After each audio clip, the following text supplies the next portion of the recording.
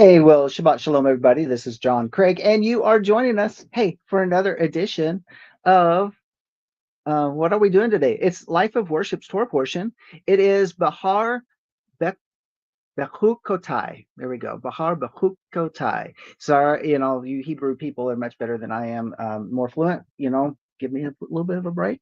But it's good to see you. Got a bunch of people joining us already in the chat room. And you know what I noticed already? A bunch of people, even while the music was playing, were giving us thumbs up. So if you haven't done that, yeah, jump in there, like, share, subscribe, and we'd certainly appreciate that as well.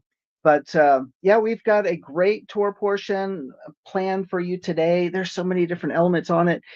And it's just like, but wait a minute, it's a double. So double the word, double the blessing, and just what a time we get to do it. It's also a Torah portion. It's always in the counting of the Omer as we count down to Shavuot, which is coming up very soon. So what do we got?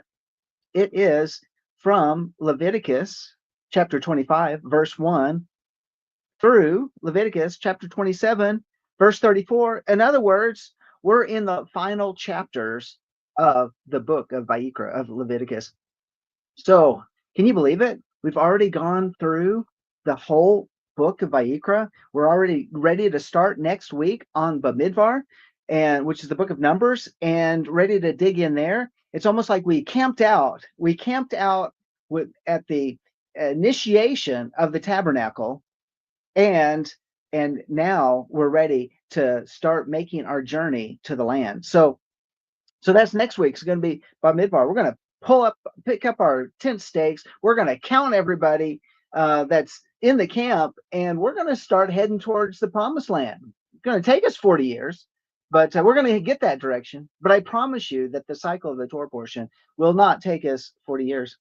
So Shabbat Shalom, everybody that's here, everybody that's in the room, and let's open up in prayer. And by the way, before I do that, I have right now up and running the new camera and the actually a new microphone. And this microphone is more like it's going to be able to pick up comments and stuff from anybody else that's wanting to chat or wanting to talk. It's in the room. And so I'm excited to be able to use this, break it in on you guys. And but it's good. I get to, in fact, it zooms my camera, it zooms in, zooms out. It can do all sorts of fun stuff. And I even have a remote control for it. So this is pretty cool. I just have to make sure that Laura doesn't get a hold of it, because when Amarillo was her age, we lost a remote control. I mean, it's gone. It's been 7 years. We don't know where remote control is. So this is going to be it's priceless. So yeah, hang on to that. Yeah, that's it for now. Anyway, let's pray, and let's jump into the Torah portion. Father, we just bless you today, and we honor you, and we give you all the praise and all the glory. We thank you for the Shabbat. We thank you for the rest that's in the Shabbat. That's what we want to enter into right now. We want to enter into your rest. Now, Father, things have been going on in the day, things have been going on in the morning, but we all gathered here in order to sit down and to rest, to be able to spend this time with you, to hear what your Ruach is saying to the congregation today, speaking to your people.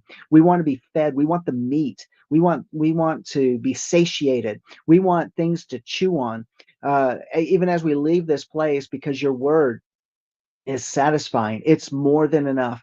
And so, Father, we just lift this time up to you, that you give us ears to hear and eyes to see, that, Father, the inspiration of your Holy Spirit would flow as we break apart your word. We look into your word and we start looking at these wonderful, wonderful things that you have supplied for us. Thank you, Father, for laying out a banqueting table, a feast by which we can sit down and enjoy, even in the midst of our enemies. Father, we just bless you and we praise you in the mighty name of Yeshua. Amen. All right. Well, so yes, Vayikra. We're starting with chapter 25 and with verse 1. So we're gonna just jump in right now and read a little bit, and then start to talk about some of these things. So we have Leviticus chapter 25, verse 1. This is from the Torah portion. It's a double portion, like I said earlier. Behar. Behar, what does it mean? Let's just ask the question. What does it mean? Well, it means in the mount or in the mountain. The ba at the beginning is like a prefix meaning in, and har is mount or as in mountain. So in the mountain. So I want you to just kind of picture with me as we start reading this is that what was it that is being conveyed to us? And I want you also to understand there's that that the people have gathered. They're still camped out at Mount Sinai. We know that Moses had gone up the mount.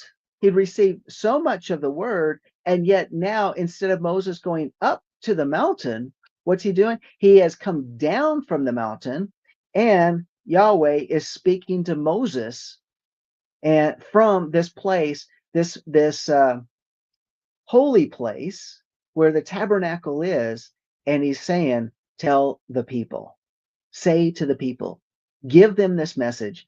And so shall we could maybe even say what Moses had gone up to. Remember, we had made this discussion a few weeks ago that Moses went up into the mountain, and it was as if time stopped, and he passed through the veil. He passed through into a place that was like the Garden of Eden. And if he went into that place, it's in other words, he went into this place and he was sustained with without normal food, without normal water, yet he was sustained for 40 days. He comes down from the mountain. He's strong. He's quite powerful.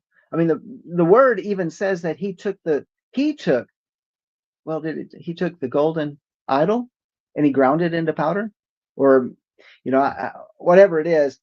He made sure it was done. But you think about everything that he did and had all the people drink, and he went through this whole, I think, emotional roller coaster.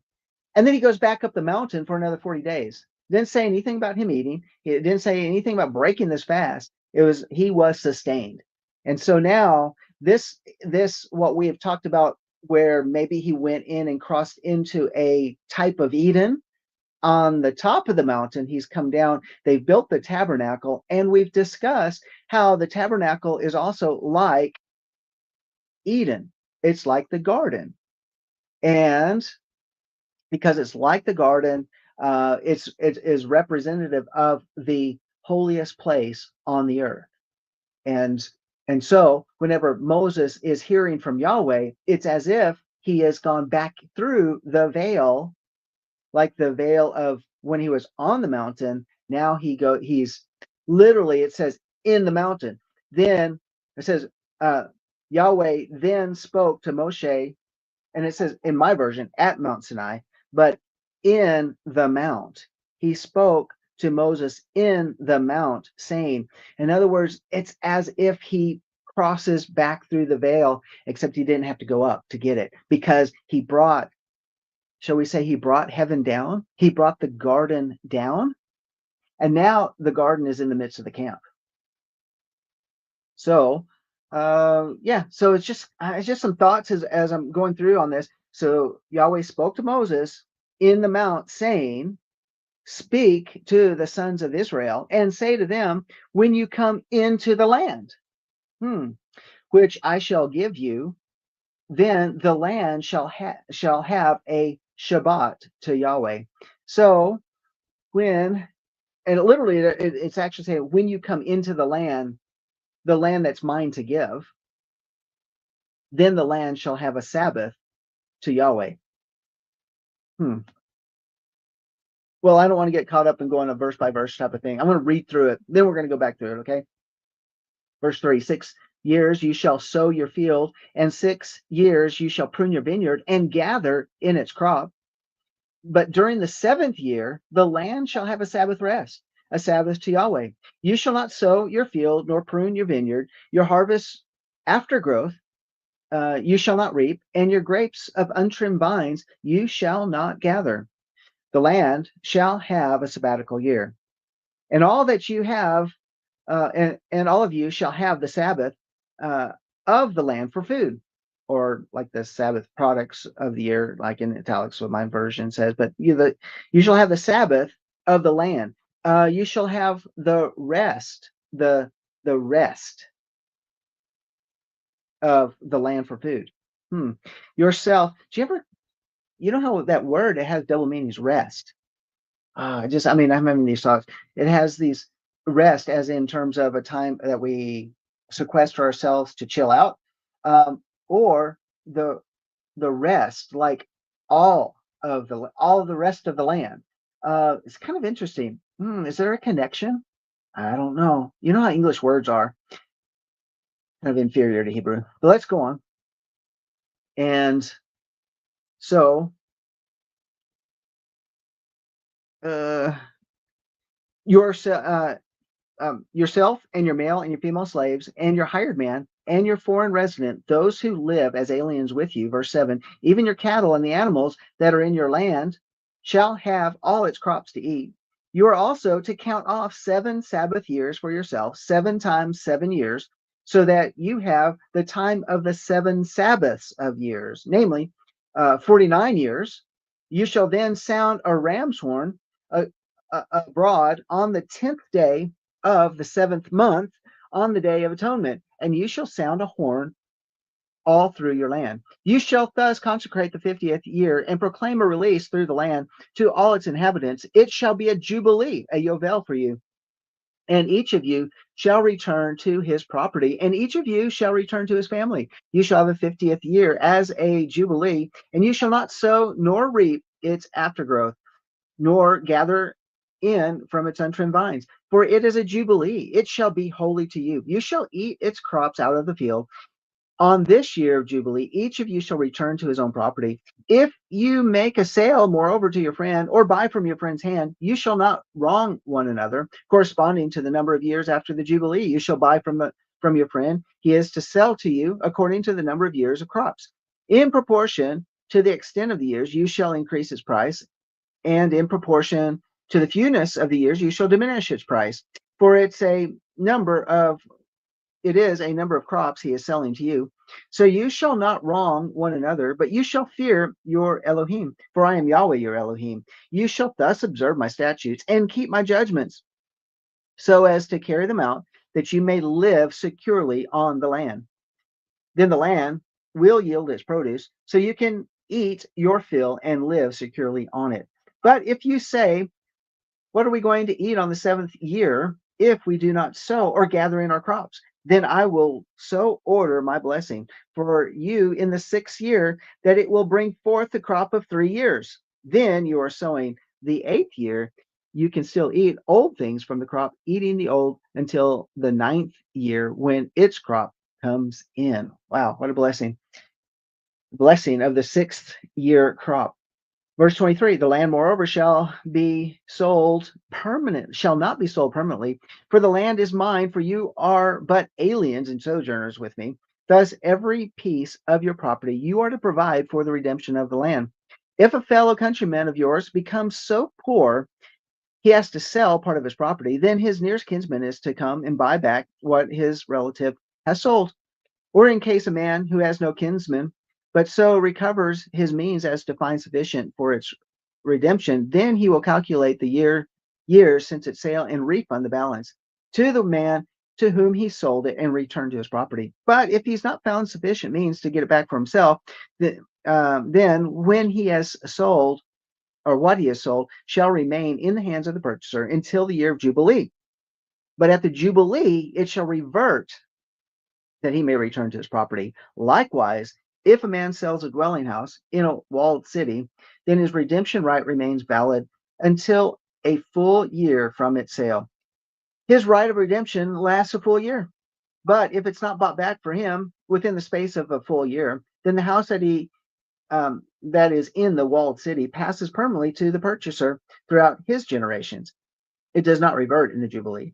The houses of the villages, however, which have no surrounding wall, shall be considered as open fields. They have redemption rights and revert in the Jubilee. As for the cities of the Levites have a permanent right of redemption for the houses of the cities which are their possession. What therefore belongs to the Levite may be redeemed, and a house sale in the city of this possession reverts in the Jubilee, for the houses in the city of the Levites are their possession among the sons of Israel. But pasture fields of their cities shall not be sold, for that is their perpetual possession. Oh, and there's more. Shall we go on? Yeah, let's go at verse 35. Now, in case of a countryman of yours becomes poor, and his means with regards to you falter, then you are to sustain him like a stranger or sojourner, that he may live with you. Do not take usurious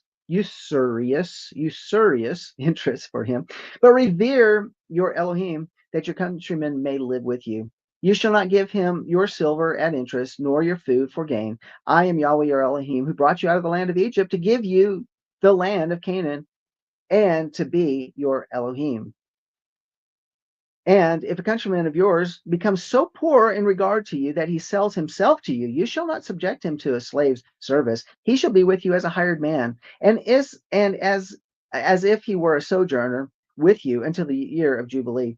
He shall then go out from you, he and his sons with him, and shall go back to his family, and he may return to the property of his forefathers. For they are my servants, whom I brought out from the land of Egypt. They are not to be sold in a slave sale. You shall not rule over him with severity, but are to revere your Elohim. As for your male and female slaves, whom you may have, you may acquire male and female slaves from the pagan nations that are around you. Then too, it is out of the sons of the sojourners who live as aliens among you that you may gain acquisition, and out of their families who are with you, whom they will have produced in your land, and they also may become your possession. You may even bequeath them to your sons after you to receive as a possession. You can use them as permanent slaves.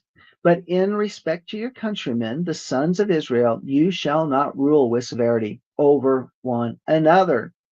Now, if the means of a stranger or a sojourner with you becomes sufficient, and a countryman of yours becomes so poor in regard to him as to sell himself to a stranger who is sojourning with you, or to the descendants of a stranger's family, then he shall have redemption right after he has been sold. One of his brothers may redeem him, or his uncle or his uncle's son may redeem him, or one of his blood relatives from his family may redeem him. For if he prospers, he may redeem himself. It tells you something, that not only that he has sold himself as into a type of bond servanthood, but he has a right to earn money on the side. Isn't that interesting? And then he can buy his own freedom. Think about that. He then, with the purchaser, shall calculate from the year when he sold himself to him up to the year of Jubilee, and the price of his sale shall correspond to the number of years. It is like the days of a hired man, that he shall be with him. If there are still many years, he shall refund part of his purchase price in proportion to them for his own redemption. And if few years remain until the year of Jubilee, he shall so calculate with him in proportion to his years. He is to refund the amount for his redemption, like a man hired year by year. He shall be with him. He shall not rule over him with the severity in your sight, even if he's not redeemed by that means. He shall still go out in the year of Jubilee, he and his sons with him. For the sons of Israel are my servants. They are my servants whom I brought from the land of Egypt. I am Yahweh your Elohim. We're going to stop right there. And let's jump into some of these things.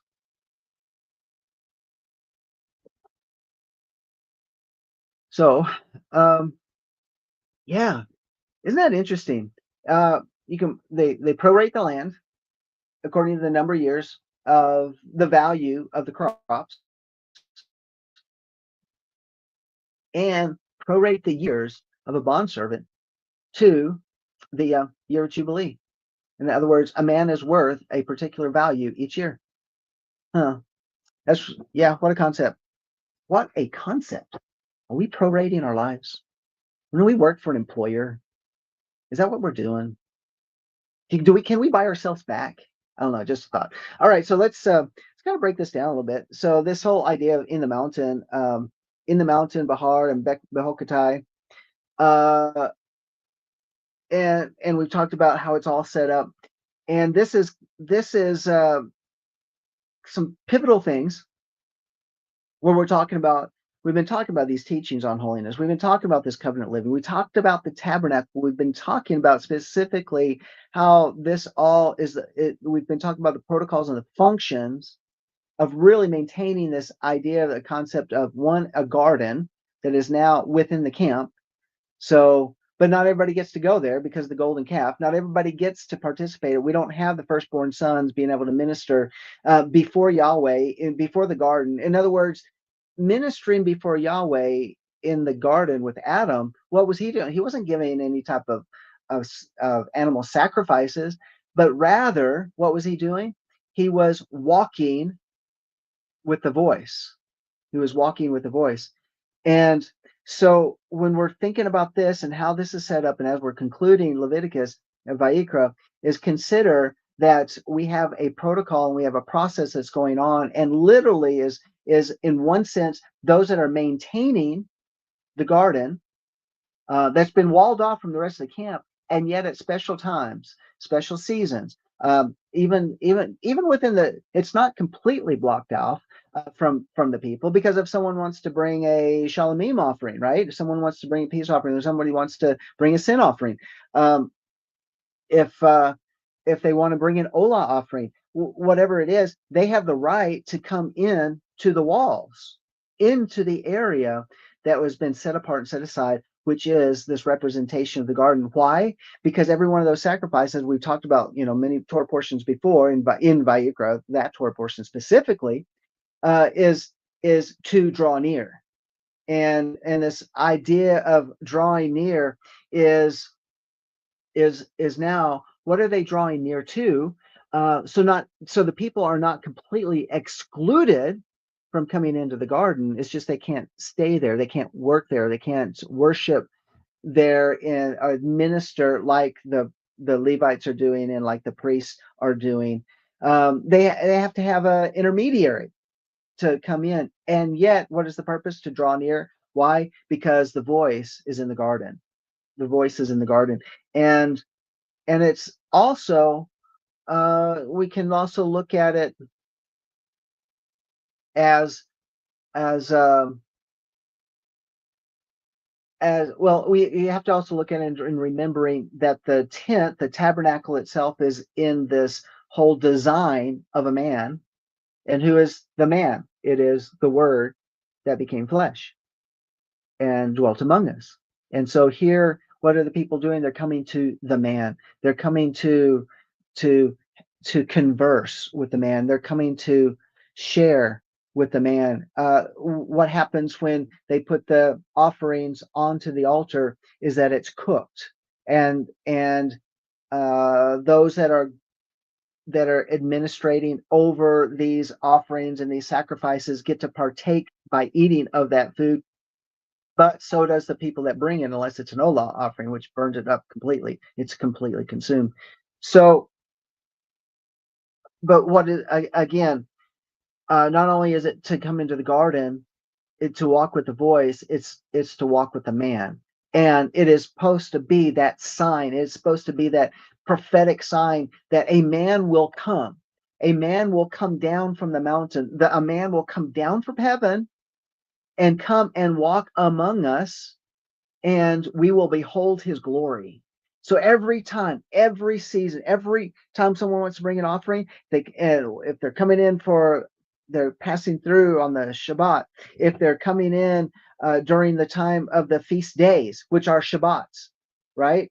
When they're all coming in to experience the man, it is also that they are to come and behold his glory, which is what John chapter 1 talks about, is that who is this man who's coming to live among us? Well, we came to behold his glory. And they've been so over 1400 years, whatever it was, from the time that they're sitting at the mountain to the time that Yeshua comes, is that they have been maintaining, going, and well, except during the time between the two temple periods where they didn't have a temple, but that literally they would come and they would walk, to walk not only with the voice, to come and hear the voice, to have this experience with the Most High, but it was also so that they could be a demonstration, symbolically saying a man's going to come, and we are right now. We are prophetically, we're walking it out. We might not understand all the details of this. We don't maybe not understand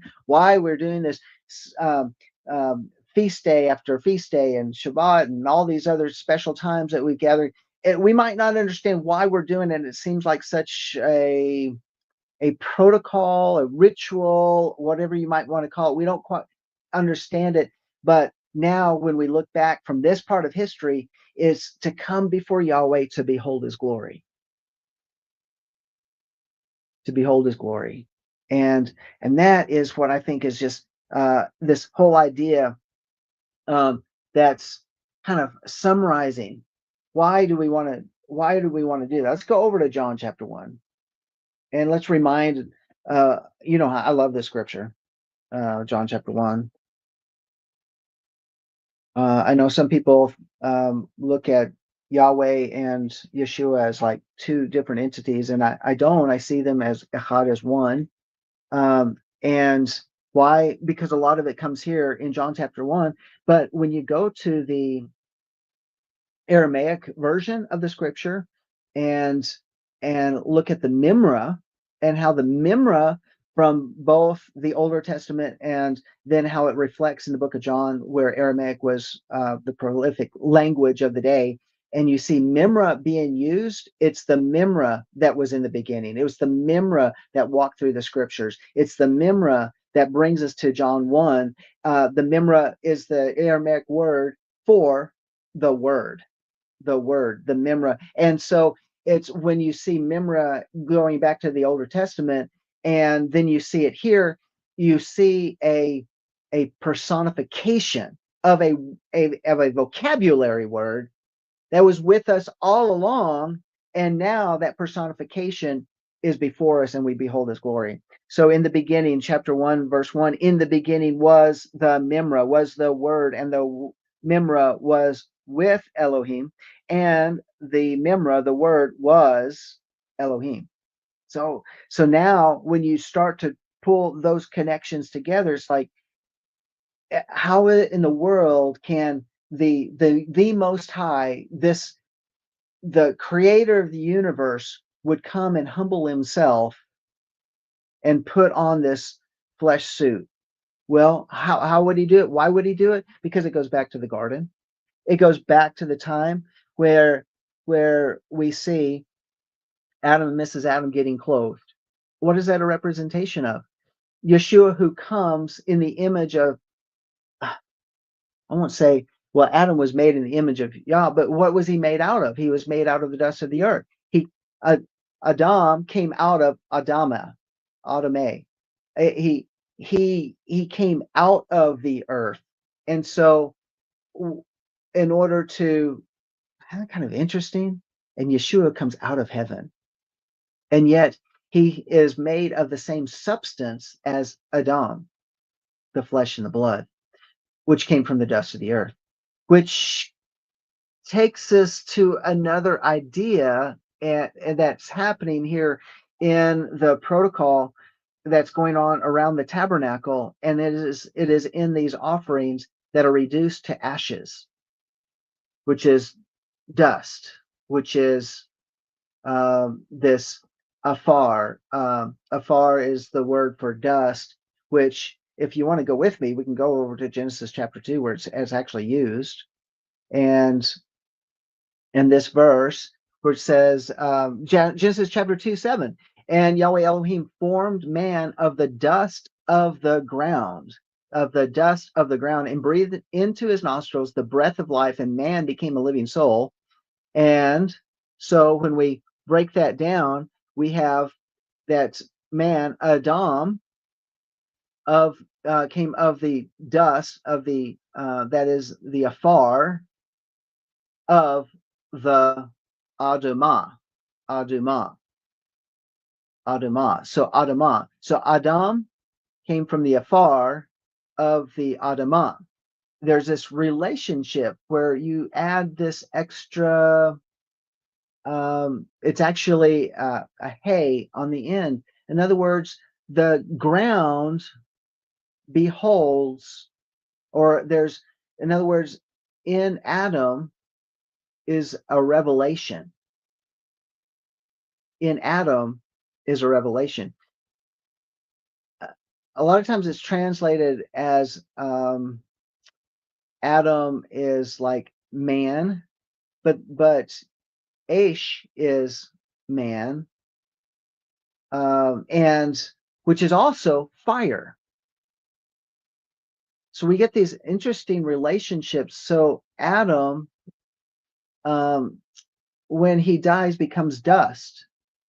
When they bring a live sacrifice into the tabernacle, what happens? The sacrifice is put on the altar and is turned to dust.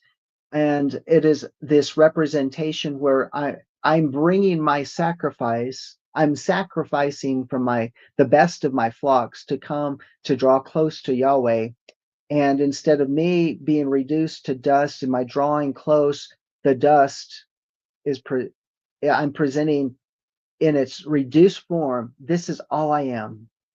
This is who I am. I am nothing more except that you have breathed. You breathe life into my nostrils.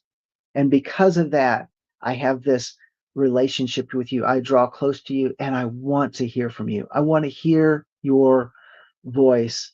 And this, so I just see these connections that are taking us to what is so important. Why is it that we're on the mountain to experience these things? And and then what does that have to do with the Shemitah year and the Yovel year and the law of redemption and because it's given us a reflection. It's given us something that's saying, wait a minute, there's always a reset. There's always the ability for us to connect and reconnect with the Most High. And no matter how bad our week was, no matter what type of background we have, no matter all of these different things that we've been faced, and we're like, I don't even feel worthy to come before Yahweh. I feel like dust. In other words, and yet he says, no, I have this plan. I'm going to reveal myself to you. So let's go back over to John chapter 1, as I lost my place, as I was jabbering away. John chapter 1. And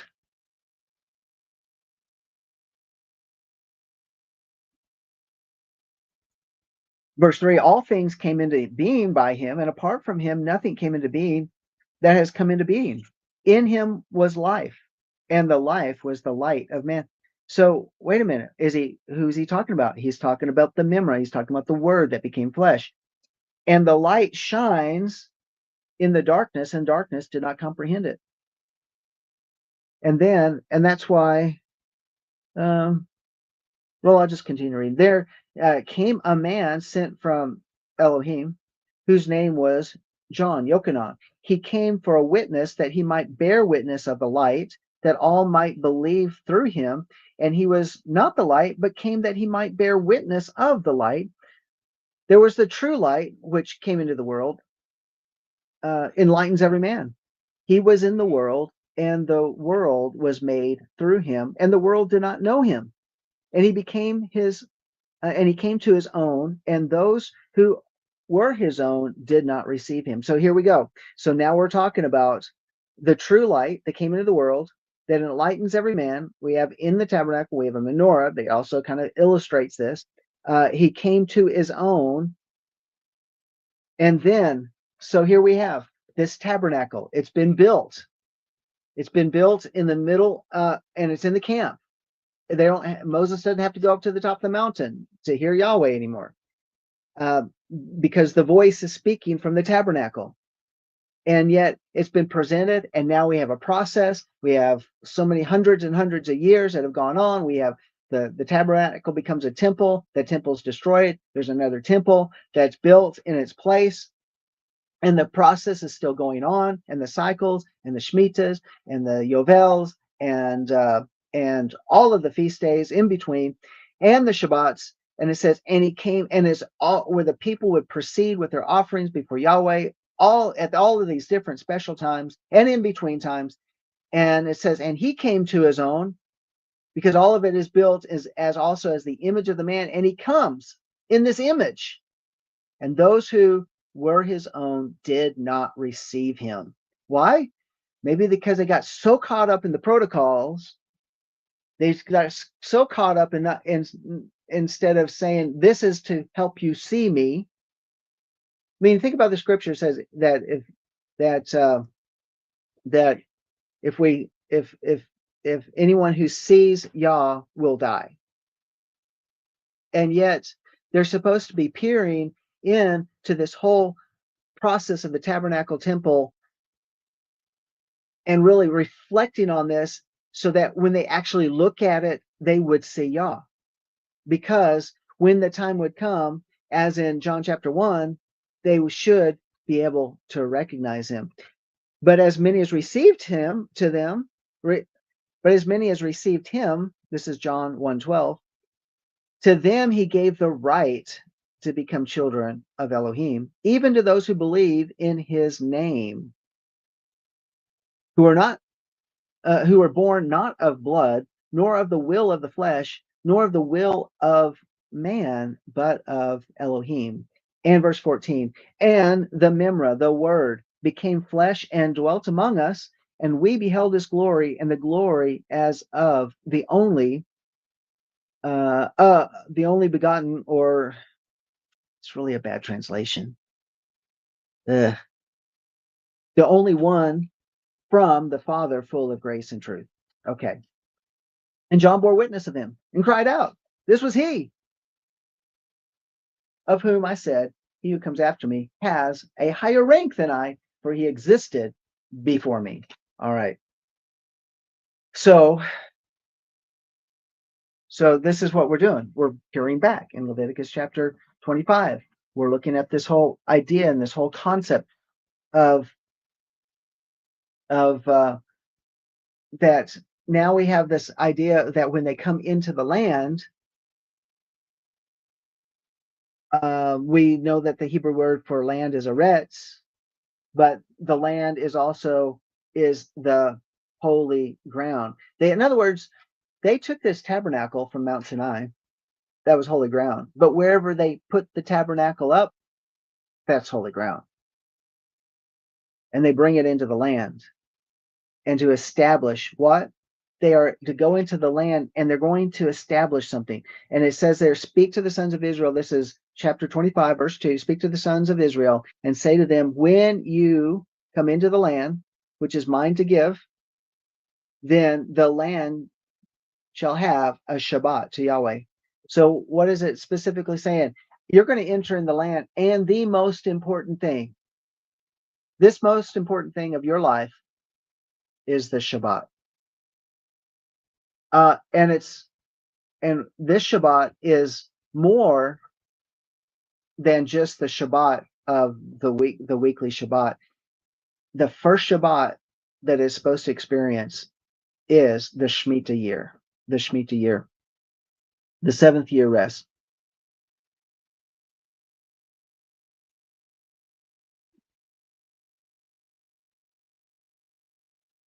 So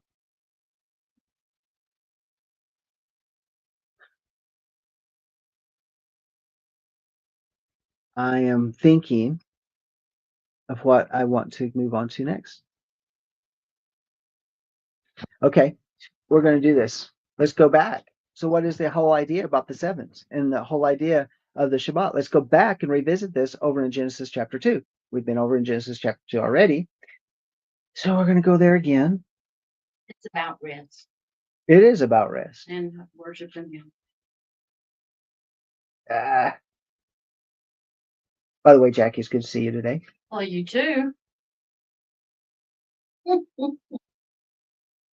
And so Genesis chapter 2, verse 2. This is Genesis chapter 2, verses 2 to 3.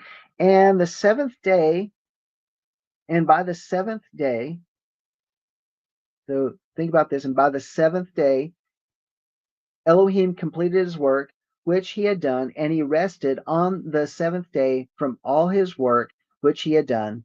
Then Elohim blessed the seventh day and sanctified it, because in it he rested from all his work which Elohim had created and made. Now, think about this. What happens when they're supposed to enter into the land? When you come into the land which I shall give you, or which is mine to give, then the land shall have a Sabbath to Yahweh. You mean they're not supposed to plant the first year? So they're going to move into the land and they're supposed to let the land rest a whole year. I think that's what it says. So what is this like? What are we looking at? It is like, I want to give you, it's another picture. Okay, now we've been carrying this mobile Garden of Eden around with us, and we've been taking it through these wilderness places, these desert places, dry and barren places. They had to bring their own water, right? They had to bring their own water with them. That was the rock that kept giving the water, right? That's what Paul talks about when he's writing to the Corinthians. And it said the rock followed them in the wilderness. And that rock was Yeshua. But literally, the rivers of living water followed them wherever they needed the water, and it flowed. And they come up to the boundary. The boundary is, of course, the River Jordan. And they're crossing in, shall we say, that they're crossing in to enter in to the Shemitah year. Now, they weren't in the wilderness. Well, they were in the wilderness for 40 years. But it says, so this would be the Shemitah year, because they're going to let the land rest. And that whatever that land produced, the year leading up to them crossing over the River Jordan, which was at Pesach, it was at Passover time.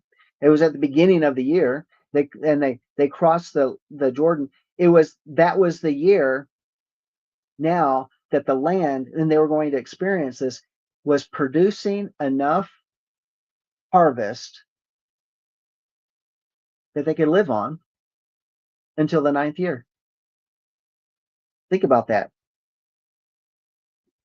So I have to think about it in terms of the timing, the supernatural guidance of Yahweh.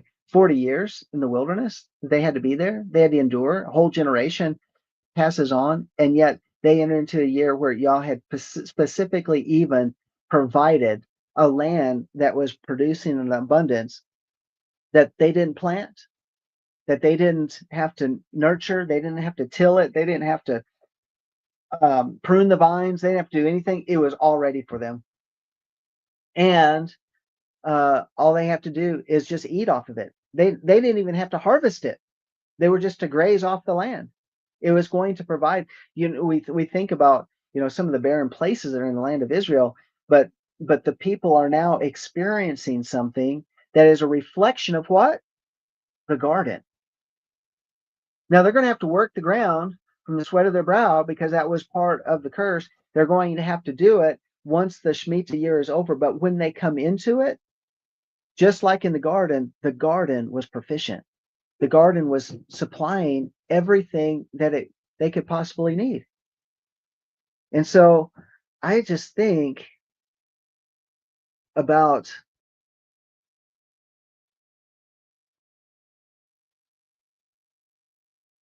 this. If you look at it this way, Moses went up the mountain for 40 days and he was sustained. Why? Because it was like the Garden of Eden. He passed through a veil. Water was there and food was there. Something, I'm not saying in the natural, but it's whatever it was supernaturally, it sustained him in the natural. And now it's the River Jordan is like the veil, and the people cross the River Jordan and they step into the land, and the land is now providing for them. Yahweh doesn't have to provide for them anymore, right? He doesn't have, there's no more manna. The manna dries up. It's not coming down anymore. Why? Because they're stepping into the garden. And what is this representative? It's this relationship that they're supposed to have, but that unique relationship uh, is to be maintained. It is to, they're supposed to guard it. They're supposed to protect it now. They're moving into this place. They're supposed to drive out the enemies of the garden, and then they're going to take over. They're going to take over the enemy's housing. They're going to take over the enemy's fields, their vineyards, and everything that the land is producing. It's going to be producing enough for their cattle and for their sheep and for their and all their goats, and they're going to be fruitful and they can multiply, and there is abundance. And the rain comes in the proper season, and which allows the land to continue to produce, except if they don't keep this covenant. Your cat's entertaining. She is. She's a little hyper today. She is. She came up over here before we started the camera, and she was walking in front of the camera and stuff. Nobody saw it because the camera wasn't on, and she was going back and forth. She is. And she was like, she was wanting my full attention. I was like, I can't give you attention right now. No. So you came in, and she's like, you Somebody to play with. You are absolutely the one today. Look at. I'm sorry, I don't mean to interrupt you, but she's funny.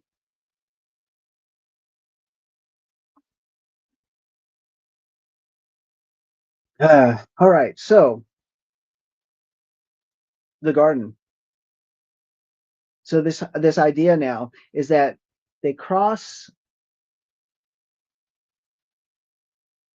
So the land gets a Sabbath rest every 7 years. Yahweh rested from his work on the seventh day. So, but remember now, here's this other idea, and this other that we've talked about in the past, is that in the scripture, it's the seventh day that does not have an evening and a morning. And then we have an eighth day. We don't have that. We just simply have a seventh day that continues. It doesn't close. What does it mean? Was it on the seventh day that the serpent came into the garden? I don't think it says that. I don't think that's what happened. Maybe on the seventh. I don't, because here, if Adam's created on the sixth day, and then on the seventh day y'all rest, and then did the serpent come into the garden on the seventh day? Did he invade the Sabbath rest? Invaded the seventh day? Because there's no end to it. It's kind of a no. I think there's some time that's passed, but nevertheless, then if this is like going into the Garden of Eden, then what is this picture that's being painted for us? And and again, we're watching the patterns, we're watching the cycles, and that these cycles and these patterns mean things. It's very important to us, and it's reminding us of a particular covenant that where in Exodus 19:5 and 6, you shall be a peculiar treasure unto me, a kingdom of priests. So this is the whole idea of this covenant renewal that comes at the Shemitah. In fact, what do you, if you're not supposed to be tilling your field, sowing your field, watching over your crops, and then harvesting, what are you going to do that year? Rest. Are we just going to turn on the TV and just watch Netflix? I mean, that sounds like meaningless task. But or is it to do something else? Because when we think about the seventh day and when we enter into the rest, what is it about the seventh day that's so important that we recognize back in Genesis? Adam has this relationship with the voice that's walking in the garden. And so now they've entered into the rest. They've entered into this. They're entered in the year they enter into the promised land. is a shemitah. It is the land is at rest. And what are they to do if they're not supposed to harvest? Of course, we know that there's battles that take place, and we know that there's the taking of the land, there's the killing of the giants, and pushing back the enemy and driving them out and all that sort of stuff. We understand those things. But think of it like this: you're not working your field. You're not working by the sweat of your brow. What are you doing? Well, I guess we could see it twofold. Part of it is um, that it's Shabbat. Well, you're getting with your creator that made you, and you're honoring So what do we him do? and setting part of time for just him. What do we do? Nobody else. What do we do at Shabbat? Well, there could be somebody else there, but On Shabbat, what are we doing? We're doing the Torah portion. set apart We're ourselves for him. we're setting ourselves apart from him. We're gathering together. We want to hear his voice. We want to be in his presence. We want to experience, I'd say we want to experience even we want to walk with him. And we want all the benefits of the Shemitah, right? We want all of the when I say the benefits, in other words, we just want to glean. We want to take in. Yes. Take it in. That's why we're told, don't be out there, starting a fire, doing all these things and make you work and the labor and all the things that you did the other 6 days of the week. Just glean. You have your preparation day and you glean from that day and why? So that there's nothing distracting from our conversing with the Most High. So they're coming into the land. It gives them that opportunity where they're not having any distractions other than they can focus their time and their energy to focus on Yahweh. But they get it for a whole year. That's the beauty of it, is that they get this for a whole year. So and then they start to count over, and then every 7 years, guess what they're going to do? They're going to let the land rest. Why? Because maybe they were so busy with seed time and harvest that life was just all consuming, and now they get to sit down and they can go back to the covenant. They can go back to the Torah. They can go back and dig into the things that they couldn't dig into before. They can go back and maybe hear things that they never heard before. Now they can draw close to y'all that maybe they weren't able to do in those 6 years. And now they've got a year to do it because y'all has provided for them in the 6th year. It's more than enough. And all they have to do is eat from those. And they don't even have to, even though there's residuals that just continue to produce in the land. Well, that's what their flocks and their herds are going to be eaten off of. They're going to be grazing in those fields. They're going to be continuing the life cycle as the land rests. And yet they are able to step back and say, I have served, I have worked, and I have been able to reap from the benefits of this land. It's like an extended honeymoon. Yeah.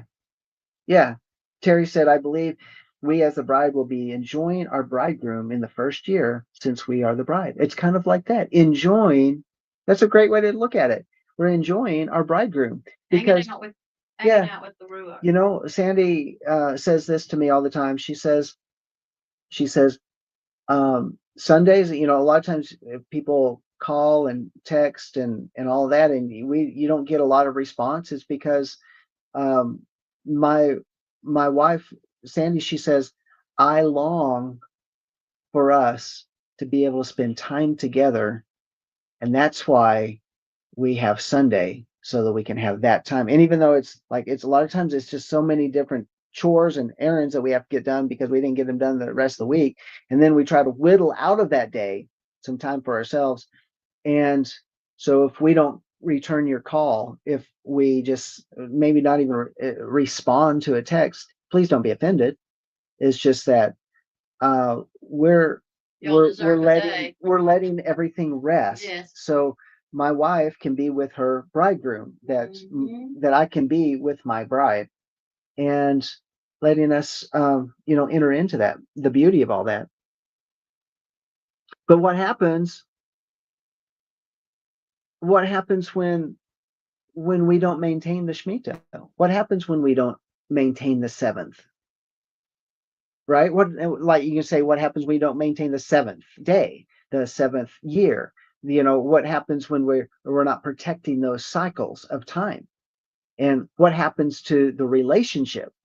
Like, what happens to the relationship is that even if we can't get one day out of the week, which happens to be the first day of the week for Sandy and I, what happens if we're not able to do that? What happens in your relationship with your spouse? And that if you don't have at least some time during the course of the week to maintain and to just enjoy each other. Separates, just like it separates you from Yah when you're not with him. It separates you from your spouse when you don't make that day to be together. Yeah. I mean, and eventually that's going to wear down your marriage some way. It does. Not that you would leave, but that it just, you need things from each other. Okay. It is true. And that generally is, if anything, time and attention. Connection. Yeah. One of the things that is one of Sandy's love languages is time. Yep, that's our main one, I think. And if anything gets in the way, then she gets jealous for that time. Well, she gets out of sorts, probably. And so in other words, a little bit. So like what I do at the end of Shabbat, as we start into the first day, I sit down and I work because I try to get as much work that I possibly done, so that my Monday starts out a lot easier. But sometimes if I work too late and I go to bed and then I'm too tired to get up, then and I'm slow to get going, then it speaks to Sandy's love language that my sleep is more important to her than what she is valued at. So in other words, she feels like I'm cheapening her value because I'm not respecting that whole idea of time. Get up early so we can have the whole day. Get up early and we knock out the chores so we can have more of our time where we can just sit down and rest together. And that is, that's kind of, isn't that what we ought to do? I mean, how many people get up? I mean, what do you think Yahweh feels like even on the Shabbat? And we throw in a whole bunch of chores and running to the store and doing a bunch of errands and all these different things. And then we whittle out just a couple hours and then we get right back at it. I think it's in the same way, in the same vein, that we're not respecting that time, his time. Do you think he gets jealous? Yes. And then something happens. Yes, he does. Because that's where chapter 26 comes in about these, because specifically he comes right out and says it in chapter 26, verse 1, and going into verse 2, you shall not make for yourselves idols, nor shall you set up for yourselves an image or a sacred pillar, nor shall you place a figured stone in your land or bow down to it, for I am Yahweh your Elohim. Verse 2, you shall keep my Shabbats, that's Sabbaths plural, and reverence my sanctuary. I am Yahweh. If you walk in my statutes and keep my commandments so to carry them out, then I shall give you the rains in their seasons, and the land will yield its fruit, and the trees of the field will bear their fruit. And it goes on and talks, about the produce and the production of the land. Well, in other words, what Yahweh's said, I want you to set all these other distractions aside. I don't want these things to attract your attention so that you focus on these things. I want you to keep my Sabbath. But he says he said, in other words, you are really taking to heart that you want to hear my voice. You're really taking to heart that I want to hear your voice.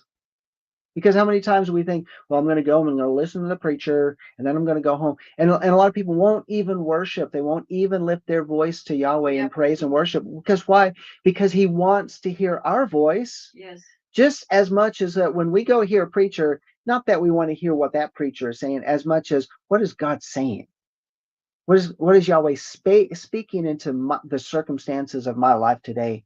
Am I inspired? Am I encouraged? And am I strengthened in my faith by it? Those things are all very, very important.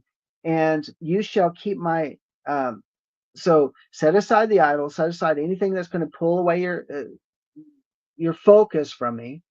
And then he says this, and you shall keep my Sabbaths and reverence this other thing, and reverence my sanctuary. I am Yahweh. Reverence my sanctuary. Well, what is the sanctuary? It's the garden. It's the gathering place. It is Yeshua. Think about that. To reverence his Sabbath means we're reverencing Yeshua. We're reverencing the place where we walk with him, to hear his voice, but he hears our voice. You know what? It's more than just lifting up, making declarations through prayer of our praise and our adoration of him, which oftentimes a lot of people don't even do that. They oftentimes just go straight to petition, right? Prayers, petitions, supplications, whatever your word, go straight to there without lingering in the worship. Well, it's like we're his bride, and what do you want to do with your bride? You know, or you do with if you're the woman, the man, you want to more or less go in and observe them, be with them, love them, give your number one attention to them. And he is a jealous God, because it says so in scripture. And you know, if you ignore your bride to do everything else you're gonna do, he's gonna get jealous. Well, okay? If you put something in something else, it's like he's gonna think, well, this person doesn't really want to be with me. Well, do you not think if the one that made us would think the same way? I mean, come on. Well, isn't it that our Exaltation to him. Yeah. our spouse Yes. wants to be adored? Yes. We all want that. And so at some level. I mean, I'm not saying this in any other way other than I like to be adored by my wife. My wife likes to be adored by me. Uh-huh. And that's our normal relationship, because that is the reflection of what the bride and the bridegroom, Yeshua the Messiah and his bride, and their relationship is to be. And what is it? One of the things that if Sandi only brings to me petitions all the time, then all I feel like is being used. And it works both ways. A bondservant. I feel like that I'm just working on her behalf, and it works both ways. If I'm just simply bringing petitions and I don't adore her, then that's why y'all Sundays are so important. So there's no, the life is pulled out of the relationship. And sometimes it's hard because we do have the cares of the world. We do work. I don't anymore. I'm retired, but you do work. You have, just like y'all's, all your stuff going on with Twyla passing and getting it all together and doing all that. You're constantly, besides the job, you're doing all these other things, like Sandy's doing her garden and all this other stuff. But you wouldn't. That's just life today. You're going to have those trials and tribulations, but you have to make time sometime. Yeah. And for the Lord, you better do it whether you want to or not. Yeah. I mean, that's the most important thing in your life. It should be. So when the life is it just starts to drain from the relationship, when we lack that type of relationship of adoration, but also petition, of supplications, like, because we do that. I mean, I asked Sandi to do a lot of different things. She asked me to do a lot of different things. And so, but if it's just, but if that's the only part of our relationship, then it dries up. Yes. And you have to feed it. And so what is Yahweh saying here in chapter 26 about, okay, I want you to do this. I want your attention. Verse 2, I want you to spend time with me and reverence me.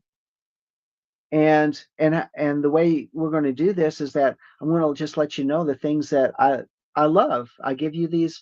I give you these commandments. These even the ones that you don't even understand to keep. I just here I'm telling you these are the things of my heart. You may not understand why or what it's about, but as John says over in First John, if you love me, you'll keep my commandments. And so if we love him, we'll keep his commandments. Well, we're not going to understand it all till we're with him. Yeah. There's no way you can understand it all. Because when we are expressing out of, we're like, okay, well, what is it that you love so I can do it? And we do that not out of a heart of ritual or I got to. Yeah, I have to do this, or you know, whatever, people, what do Christians say? That if we keep the law, we are under the law. We are just burdened by so many different things. I'm like, why am I burdened? Why am I burdened for but looking to see what he loves and then trying to express myself by following what he told me that he loves? And but it's not only that. Then he says, then I will give you rains in your season. In other words, my relationship with you is not going to dry up. And you don't look at it like he's a bank or he's the genie or whatever, because he's not. But you look from doing what you're supposed to do, there is blessings that come in, just like you're talking about. There's going to be some way that you're going to benefit from putting him first and serving him and doing what he wants you to do. He brings joy when there's no joy. Okay. Yeah. You go through some trials, you're going to know he's the one that brought the joy, and you made it through because of that. And so, and then there's a whole bunch of other benefits for doing this, but then there's the penalties of it. Things dry up, right? Yeah. This is what chapter 26 is about. And let's look at verse 4. Then I'll give you the rains in your season. The land will yield its produce, and the trees of the field bear its fruit. Indeed, your threshings will last for you until grape gathering, and grape gathering will last until sowing time, and thus eat your food to the full and live securely in your land. I shall also grant peace in the land, so that you may lie down, and no one making you tremble. I shall also eliminate harmful beasts from the land, and no sword will pass through your land, and you will chase your enemies, and they will fall before you by the sword. Five of you will chase 100, and 100 of you will chase 10,000, and your enemies will fall before you by the sword. So I will turn toward you and make you fruitful and multiply you, and I will confirm my covenant with you. Literally, he says, I will turn to you. It's like, if you turn to me because you put these things aside, he's like, I love that. I want you to look at my face, but I want to look at your face. Right? And so, and you will eat the old supply and clear out the old because of the new. Moreover, I will make my dwelling among you, and I mean, think about that. And you will eat the old supply and clear out the old because of the new. In other words, there's so much, you just got to throw out the other stuff. For you, it's like it's going to be feed for your cattle, because I got the new fresh stuff's coming in. Moreover, I will make my dwelling among you, and my soul will not reject you. Again, it's not only. I mean, think about this.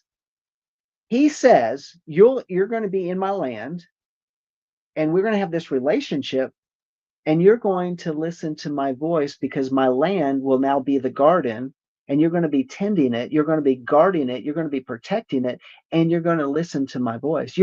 It's not that, in other words, I am going to speak, and you're going to have an ear to hear. You're going to hear as I have this relationship with you, because I'm going to hear, because we're going to have this relationship.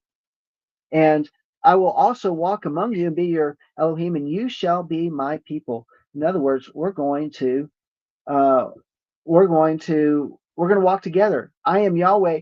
We're going to walk together in the garden, just like Adam did in the cool of the day. We're going to have this thing. I am Yahweh, your Elohim, who brought you out of the land of Egypt, so that you should not be their slaves, and I broke the bars of your yoke and made you walk erect. In other words, you're not a beast. You're not down on all fours, being whipped and enslaved and with this yoke upon you. No, no, you are royalty.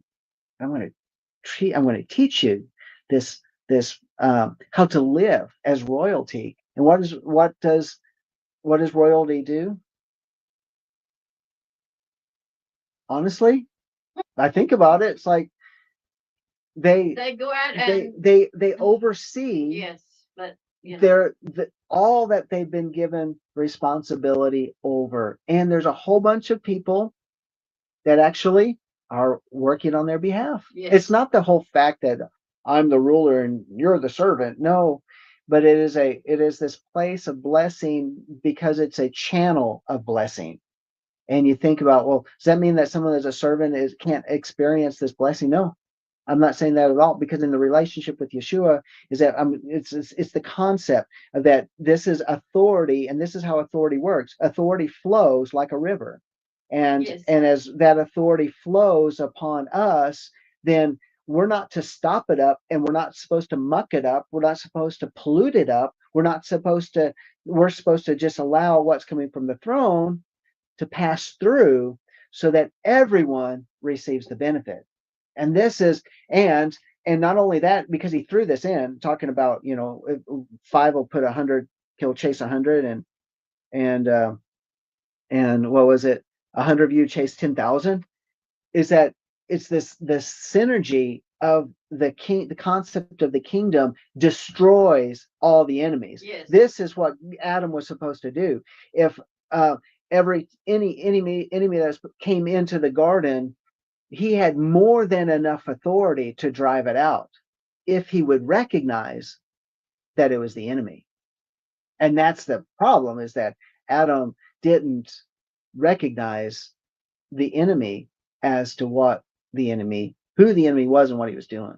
And that is where the full extent. Well, how do you understand? How do you know the difference? How do you discern the difference? Well, isn't it that's one of the gifts of the Holy Spirit that we talk about over in be a quickening 1 Corinthians chapter 12? Something's not right. Yeah, that one is the discernment of spirits. Discernment of spirits is not limited to one person that says, "Oh, I got this gift to operate out of, and you don't have it, but you can have me around, and I can tell you what spirits are operating in this place." No, that's not what the gift of discernment of spirits. That's not how it operates. Is that all of the gifts work in all of us, yes. but only that which is needful for what is at hand is going to operate. In other words, we have this relationship that we hear the voice of the Spirit saying, recognize what's happening here, and this is your enemy.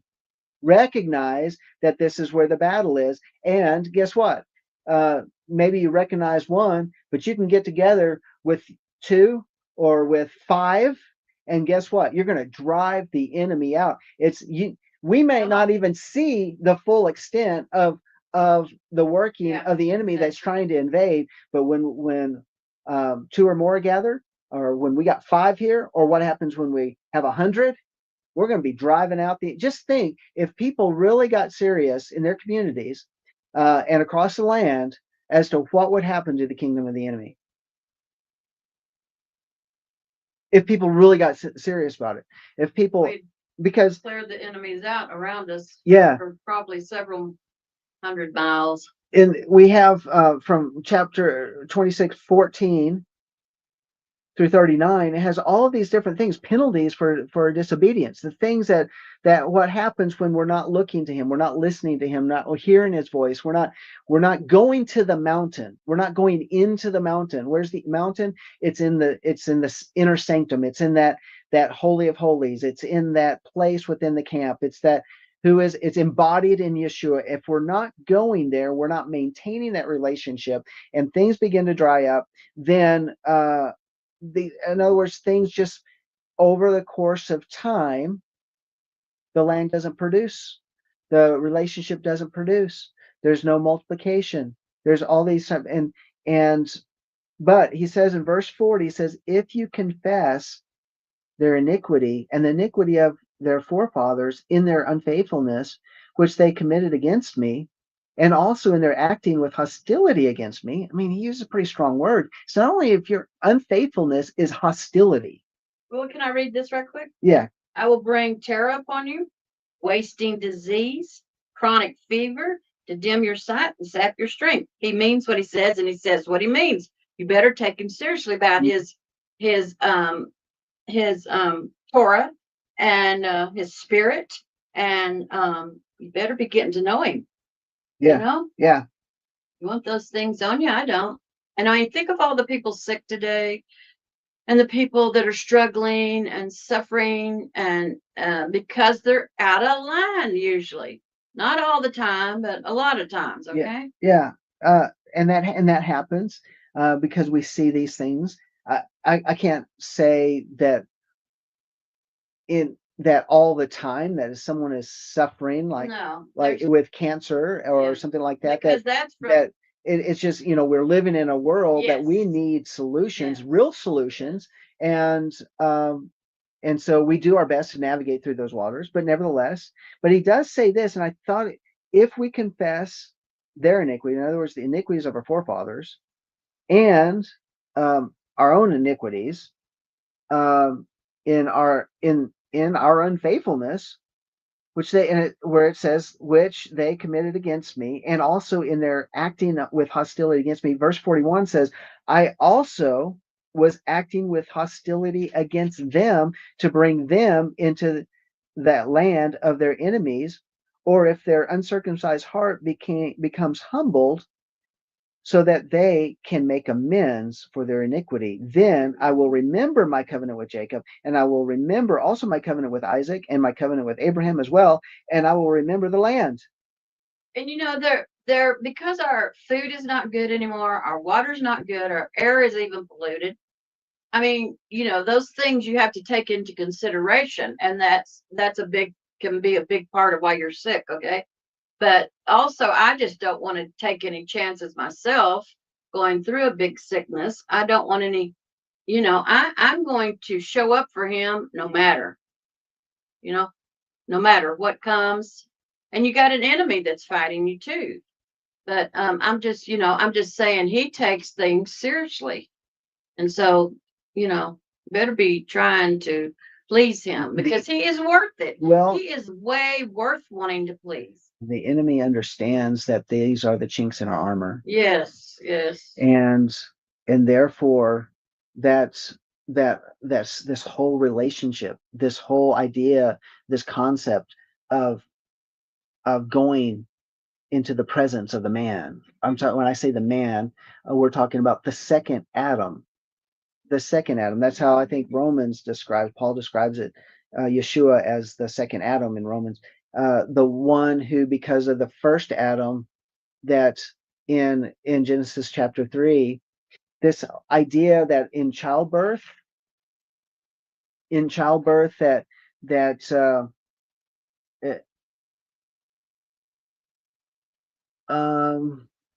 in pain, it says in 3:16 of Genesis, to the woman he said, I will greatly multiply your pain in childbirth. In pain you shall bring forth children, yet your desire shall be for your husband, and he shall rule over you. And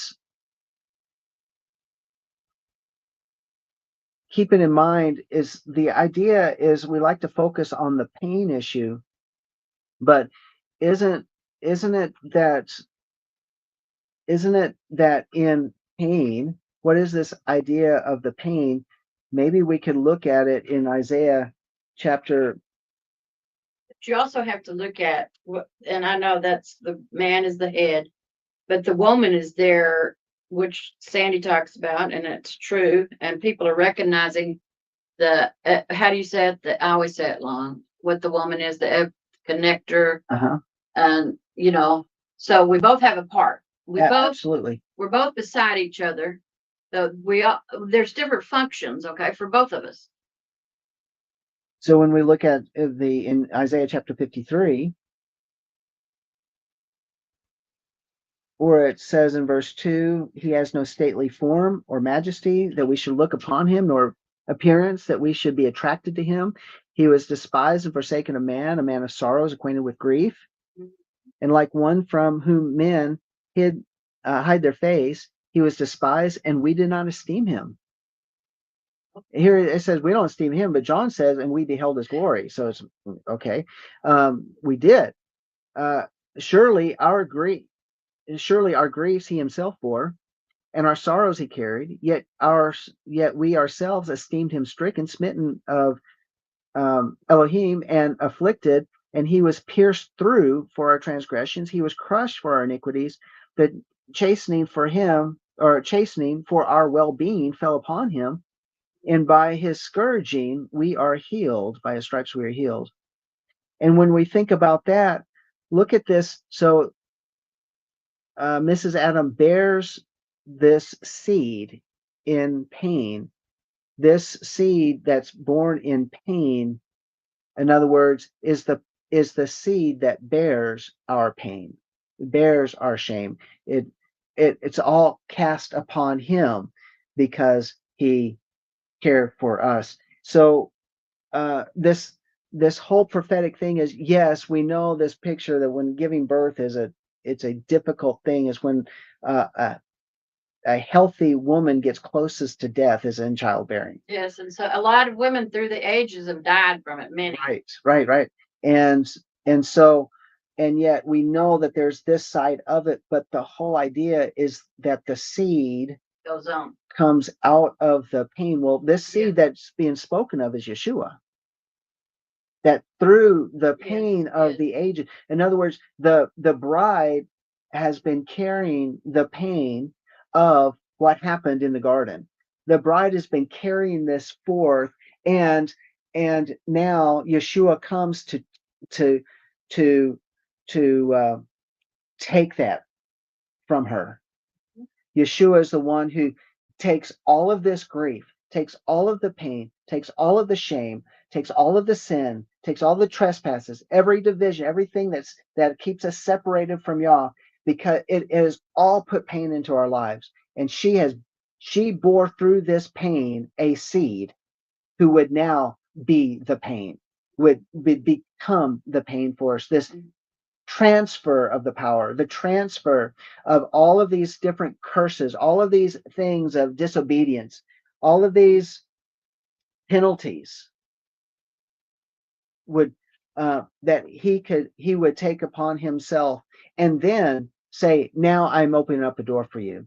Now I am making a way through the veil, this veil that Moses got to see on the other side, that sustained Moses for 40 days and then another 40 days. That when they built the tabernacle, and now this representation in the middle of the camp is what sustains all of Israel, because they maintain it, they guard it, they protect it. It's the Levites are put in charge of guarding that tabernacle.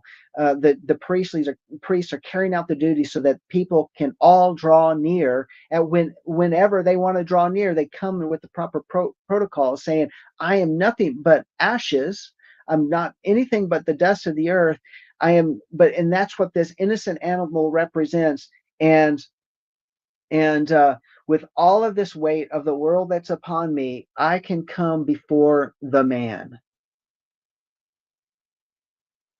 who is now bearing my grief. He's bearing my sorrows. He's bearing my shame.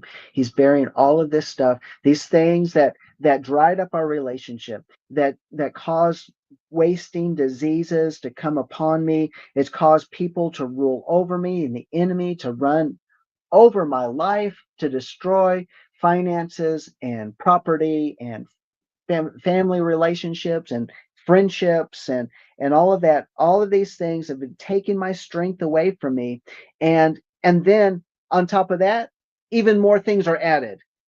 It's like this downward spiral, and this picture of Yahweh saying, I want you to enter in. I want you to be able to maintain this relationship. So I'm going to give you something. And not only am I going to give you this every 7 years, every 7 days, and every feast cycle, and then every 7 years, but every 50th year, I'm even going to restore that which the enemy stole back from you. If you found yourself enslaved once again, I'm going to set you free. I'm going to declare over you, your freedom has been restored. Your land's been restored. What is this? Is supposed to represent the time of freedom, where Yeshua is speaking in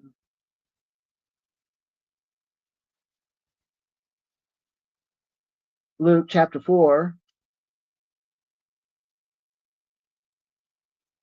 when he opens up the book in verse 17 and in verse 18, Luke chapter 4:18, the Spirit of Yahweh is upon me, because he anointed me to preach the gospel, the good news, the Besorah, to the poor. He has sent me to proclaim release to the captives and recovery of sight to the blind, and to set free those who are downtrodden, to proclaim the Yovel year of Yahweh. Well, what is the Yovel year? Well, when we come into Yeshua, guess what? Every Shabbat is a representation of the Shemitah, which is a representation of the Yovel, which is a representation of the feast days. It is a representation of anointing that breaks the yoke, that blindness is destroyed, the eyes can see, ears to hear, the leopard is cured. Leper is cured. The leopard, it always comes out leopard. Leper is cured. The lame shall walk. This deliverance takes place. It is the year of Jubilee. So when we come together on Shabbat, what happens? We have everything to say, look, this week I got junk on me. I can come in and get free. I can come into his presence and I can get Release it to I him. can release it. I can get Yes. washed by the water of the word, and I can, all of the blemishes and all the wrinkles and all the stains that got onto my garment are washed, they're clean, they're ironed, they're put together, and this is our experience. This is what we can, this is the promise that has been made to us. And so I wanted to look at this more specifically. Yeah, that's Isaiah 61. So jump over there to Isaiah 61 with me, if you don't mind.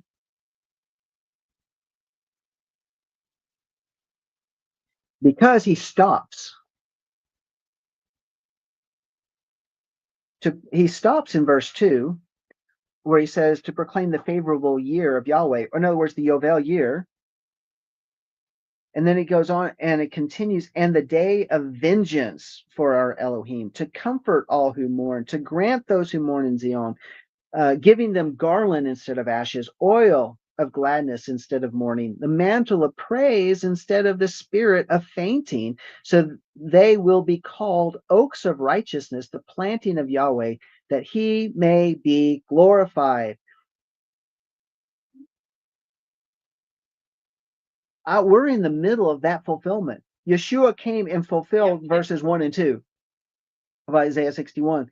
We are in the process of seeing verse 3 and 4 and 5 and 6 and 7 and 8. And shall we go on? All of the rest are in the process of being fulfilled. What is it? Rebuilding the ancient ruins, to raise up the former devastations, and they will repair the ruined cities. What is it? Restoration, renewal. That which was before that got destroyed will be restored sevenfold, shall we say? Rebuilt. The strangers will stand and pasture your flocks. The foreigners will be your farmers and vine dressers. Why? Because we are the royal priesthood. We are the ones to be operating that position of authority. The others are going to come on our behalf. Not that we're going to put our thumbs on top of them. Again, we're not talking about, it's just that Yahweh is saying, I'm establishing you because this is what you are to do among all the nations of the world. This is what I've called you to do. If they want to come, if the people of those nations want to come in, guess what? It's an open door. but they got to come in by the same protocols. You came in by the same protocols. Now they will come in the same protocols, but you will be called the priests of Yahweh. You will be spoken of as ministers of our Elohim. You will eat the wealth of the nations, and in the riches you will boast. Instead of your shame, you will have a double portion, and instead of humiliation, they will shout for joy over their portion. Therefore, they will possess a double portion in their land. Everlasting joy will be theirs. For I, Yahweh, love justice. I hate robbery in the burnt offering, and I will faithfully give them the recompense, and I will make an everlasting covenant with them. Then their offerings will be known among the nations, and their descendants in the midst of the people, and you will see them, and all who see them will recognize them, because they are the offspring whom Yahweh has blessed. I will rejoice greatly in Yahweh. My soul will exult in my Elohim, for he has clothed me with the garments of salvation. He has wrapped me with a robe of righteousness, and a bridegroom decks himself with a garland, and as a bride adorns herself with her jewels. For as the earth brings forth its sprouts, and as a garden causes the things sown in it to spring up, so Yahweh Elohim will cause righteousness and praise to spring up before all the nations. So this is to be filled. This is to be continued. Shall we say, but why? What is this a representation of? Well, they came into the land. The land was that Yahweh prospered that land for them to come in. They didn't have to plant that year. They didn't have to harvest. They could just eat of what was in the land already. It was already made for them. But he's saying, look, I've got a garden that is going to also be, it's ready to spring forth on your behalf. Because why? Because the restoration of the Garden of Eden is to come. Why did the disciples say, is this when you're going to bring about the restoration of all things? What are they talking about? They want the garden back. They want to see the garden. They want to see it where? In the land, in the arets. They want to see that come up out of the ground. Well, what came out of the ground? Adam comes out of the ground. The Adamah, Adam comes out of the Adamah. In other words, the revelation of who the man is in the ground. It's in the land, in the arets. And this is why the revelation is in the land. The man who is the revelation that's coming out of the ground, out of the land. It also goes back to Yeshua. Adam, the second Adam, is revealed coming out of the dust of the earth. This is these are all the different themes that are connecting all of this. But wait a minute. This second Adam, what ascended into heaven, will also return in the same way. Who ascended up in the clouds, who is the cloud, will return in the cloud. So the cloud by day, the fire by night. And why does it say fire by night? Because the name for man is also Aish. Aish is fire. The fire man, literally the fire man that was in the midst of the garden, who is also the man of the earth. I mean, you can't make these things up when it puts all these pieces together. And then, and when it says that Yeshua is going to return in the cloud, he's coming. I'm going to tell you, because the description that we talked about so many different times in the book of Revelation, in John chapter 1, when John turns around and he sees this man, and all he can say is, well, here's this image and it's so bright. Shall we say that it is the image of a fiery man?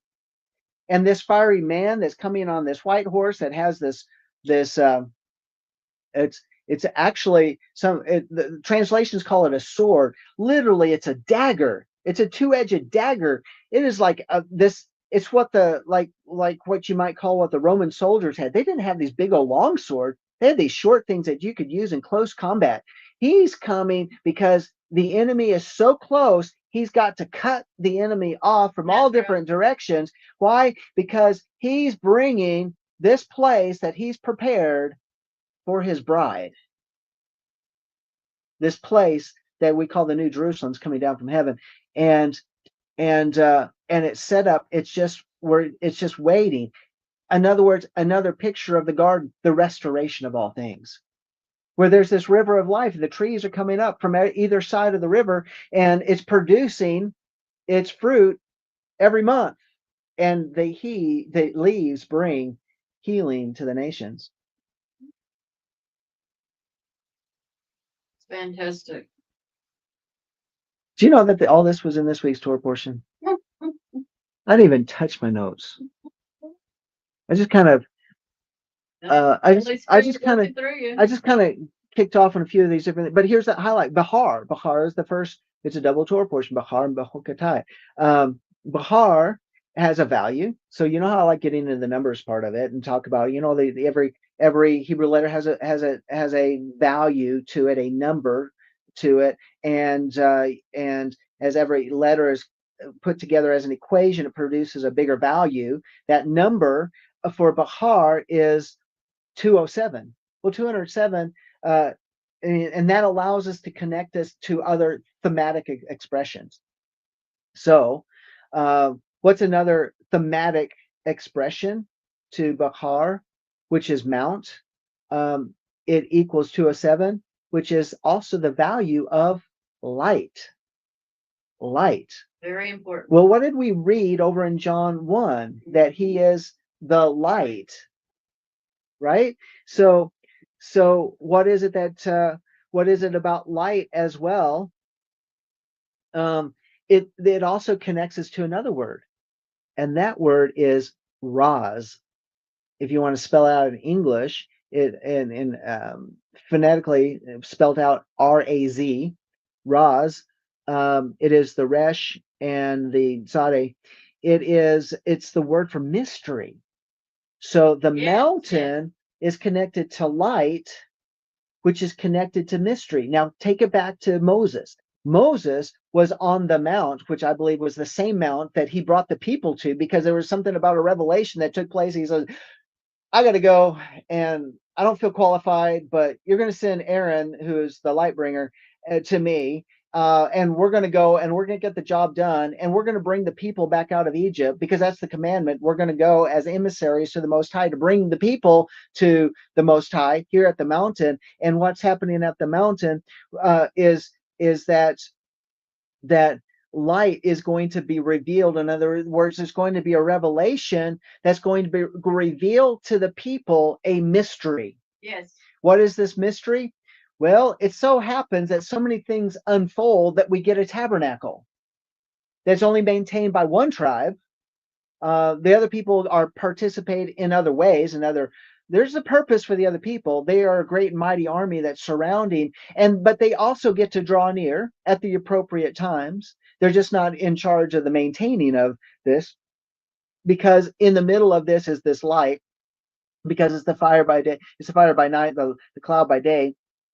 It's now hosted in the tabernacle, this building of sorts, this tent that is a representation of man, because it has the inner workings and also covered by skin. What we're supposed to peer at and understand that this is a picture of a mystery, this mystery that's revealed at the mountain, this mystery that's revealed.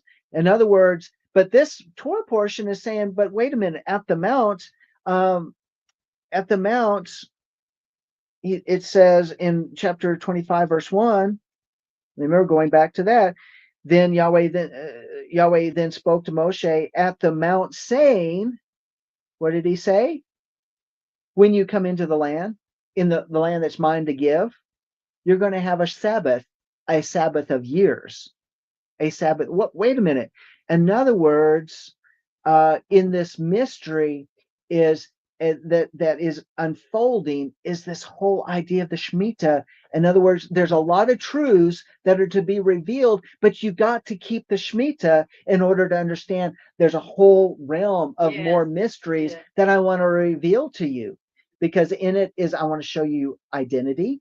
I want you to show something that is personified in the seventh year, because it takes us back to the garden in the seventh day, where Yahweh reveals himself as our Sabbath rest. And that is, I think, a key connection, because, okay, I'm gonna throw this out at you, because you're gonna say, I don't believe that. I don't believe this. Okay, 207. Take 207 and flip it. And what happens when you put the 2 in the place of the 7 and the 7 in the place of 2? And what number do you get? 702. Well, when you get 702, guess what value that word connects us to? Shabbat. 702 is the value of Shabbat. No way. So now we're talking about the Behar, which is 207. Light is 207, and Raz, the mystery, is 207. When I say light, I'm talking about the word or, the Aleph, Ayin, Resh, and Raz, which is 207. And you flip it over and you get and it's specifically talking about the Shemitah, the Sabbath rest of the land, which Yahweh has to give. It's his to give. In other words, it's still his land. And it's flipped over. It's 702. And it matches another phrase within scripture, is Bereshit bara. Now, what does Bereshit bara, and where is that found? In the beginning, he created. It goes back to Genesis 1:1. In the beginning, he created. It's the same value as Shabbat, which is 702, and flipped over is 207, is talking about the mysteries that are revealed at the mountain. Oh my goodness. Did you know that if we just peel back the layers just a little bit, saying, oh, I'm going to find out something about creation. I'm going to find out something about the Memra, when I go back to the beginning. In the beginning, I see something that he creates. And who is it that he creates? It is about the word that is performing. This word that is performing, and this word that's performing takes us to, again, I'm going to have to read it again because I don't know if everybody's connecting the dots. So I got to go back to John chapter 1. In the beginning was the Word, and the Word was with God, and the Word was who? Who was the Word? God. Absolutely. Yah, Elohim. He was in the beginning, and guess what? He created. All things came into being by him, and apart from him, nothing came into being that has come into being. In him was life, and the life was the light of men. There's the or, which is the value of 207, which is the same as Behar, which is the value of 207, which is the same as Raz, which is 207, which means mystery. And the light shines in the darkness, and the darkness do not comprehend it. And I didn't make this up. I just dug it out. And the Word became flesh and dwelt among us, and we beheld his glory, and the glory as of the only from the Father, full of grace and truth. He wants this relationship, and the relationship is in the Shabbat. It's in the Shabbat of the land. It's in it's also in the Shabbat of the land, or the Shabbat of the Shabbats of the land, which is the Yovel, which is the year of Jubilee, which Yeshua said, I fulfill this in your presence today. What were you going to say? I was just going to say, I don't understand people that don't want to know him, because, and I know the enemy works, but all the mysteries like the heavenlies and the planets and the stars and eternity, and and the more you get to know him, you know that he is, because he manifests himself to you. Okay, he does it through different things. I'm not going into all that, but I mean, why would somebody not want to know the one who made the earth and all the planets and all the stars and everything that happens here? Okay, that's what it boils down to. And what is it that he's trying to also point out to us? What's he trying to reveal to us? Yes. Is he talks about, because he says to Adam in Genesis chapter 3, verse 17, cursed is the ground, the Adamah, cursed is the ground because of you. In toil you shall eat of it all the days of your life. Both thorns and thistles it shall grow for you, and you shall eat the plants of the field, and by the sweat of your face you shall eat bread till you return to the ground, because from it you are taken, and for you are dust, and to dust you shall return. Okay, now, so what is this next thing that what is it about? He's saying, look, I'm going to give you a preview about what's going to happen in the seven. What's in the seven? The seven, the millennial reign of Messiah. In the seventh millennial reign of Messiah is you're going to rest. So what in the Shemitah?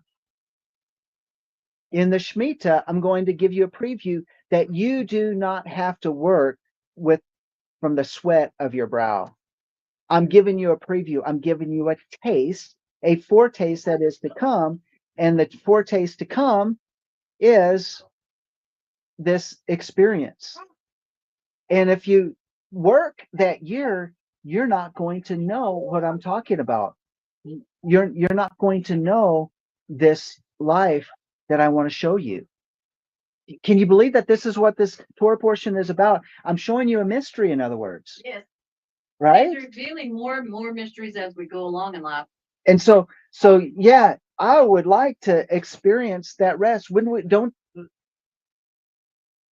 and yet in these commandments, we don't know it unless we do it. We don't know it unless we experience it. Like, well, I have to work for somebody. I have to go in every day to work, and if I don't work, I don't get a paycheck. If I don't get a paycheck, how am I going to live? And this is the idea. Isn't that what he says in in this, where he says, because where did he say it? Uh, uh, where is it? He's saying it.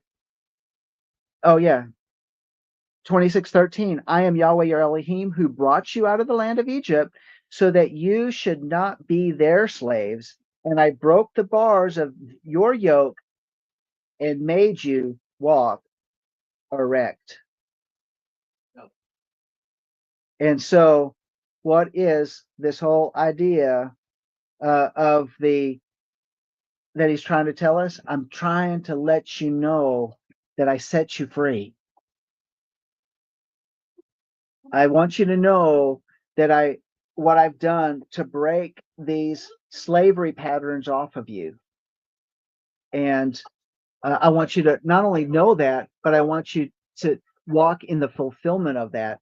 And this is where we see these parallel ideas of the Shemitah working on our behalf.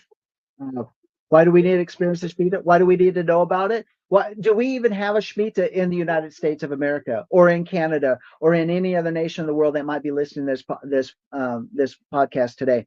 How does anybody experience that? Is anybody able to not work for a year and just glean?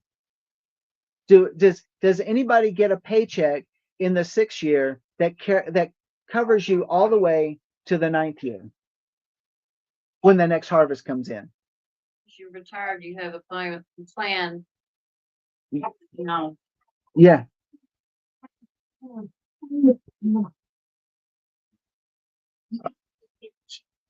So at the mountain, and this whole idea of this covenant that's cut at the mountain is to reveal something that renews every 7 years. It's that every 7 years, what do? We're supposed to read at Sukkot. We're supposed to read through the book of Deuteronomy. We're supposed to renew this covenant, remind ourselves of these awesome provisions, and also tell us this is what we're doing. We're working it through. We're walking it through because we need a greater revelation. If we choose not to follow Torah, we will not have the revelation. We will not understand this peeling back of these mysteries that we find out that we learn about at the mountain? Well, I'm just going to let it sit right now. We're going to come back and look some more at some more of these truths that are here in this Torah portion here for the message that we're going to come back in an hour and talk about. I hope everybody's gotten a little bit out of this today and see some of these neat little nuggets. And I want to say thank you so much to anybody that's been able to bring your offerings, your tithes, your donations to Life of Worship, and those that are givers among us and have been part of the giving process. Thank you so much. And so if you haven't had an opportunity to give and you say, well, I want to participate with that, there's our website. It's www.lifeofworshipamarillo.org.